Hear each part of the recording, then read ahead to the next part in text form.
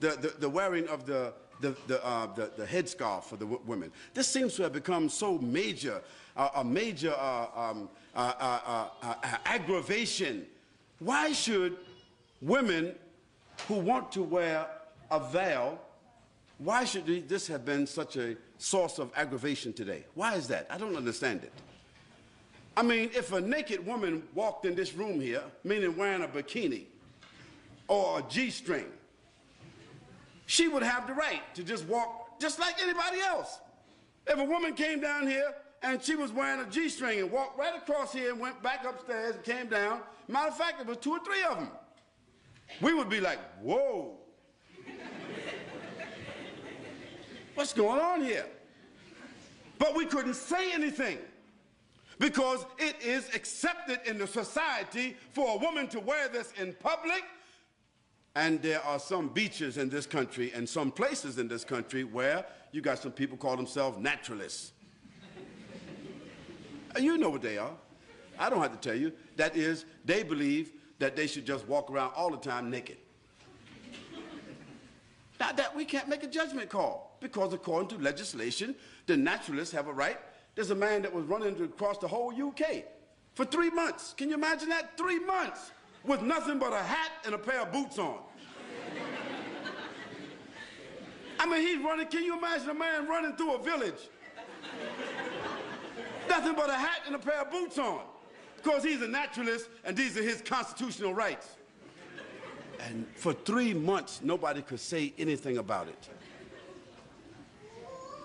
Well, I say that in a society where people are allowed to express themselves that way, why should there be a problem about Muslim women, whether in the schools or otherwise, choosing the preference to cover their heads or to cover their bodies with loose garments?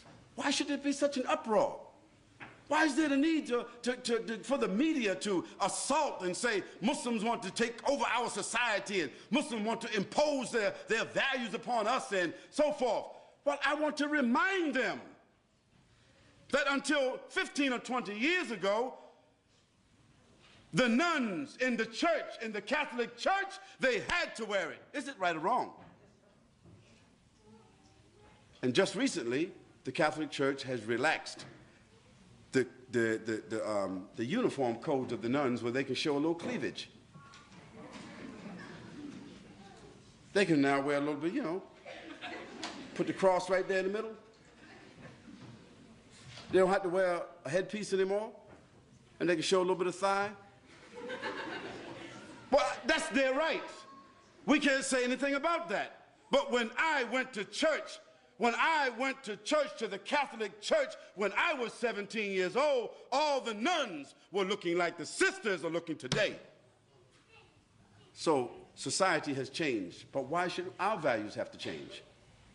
Those Muslim ladies who want to wear the full scarf and want to wear loose clothing, they're doing so because God said so, not because their husband said so, not because they're Arabs or Indonesians or Malaysians or Africans. No, they're doing it because God says so. So if our religion, which is the same religion of Moses and Abraham and David and Solomon and Jesus and John the Baptist, if we have the same religion as all those prophets, and we are all monotheistic people basically, Christians and Jews and Muslims, taking our sources from the same, taking our scripture from the same sources, and we can see in the history of our religions that women dress this way consistently, then why is it an aberration because our women want to wear that today? What do they want our women to do? Do they want our women to take off their head scarves and all put on G-strings? Would that be sad? Or now y'all all the same now, it's okay. No, we say it's not okay. And we say, as Muslims, we have the right to preserve what we consider to be decent and dignified clothing and apparel and appearance. And we think that we are fortifying. We think that we are making a good moral contribution. We think that we are doing something that will support the morals, the principles and the status of women in this society. We say that's what we think we're doing. And do we have the constitutional right to make what we consider to be a moral contribution to the fiber of this society based upon our religion? Of course we do. And we don't have to apologize. And if somebody wants to know, if we are unable to explain, we do not have to explain. But what we should do is, the people of the media, or the people of government who feel that they don't understand what's going on, we should send them to people who are qualified to expound upon this issue in a dignified, educated way, so that people would not think somehow or another that all these women who are wearing these scarves got an AK-47 underneath their scarves, or they got a bomb, they coming inside somewhere with a bomb. You know, stereotypes.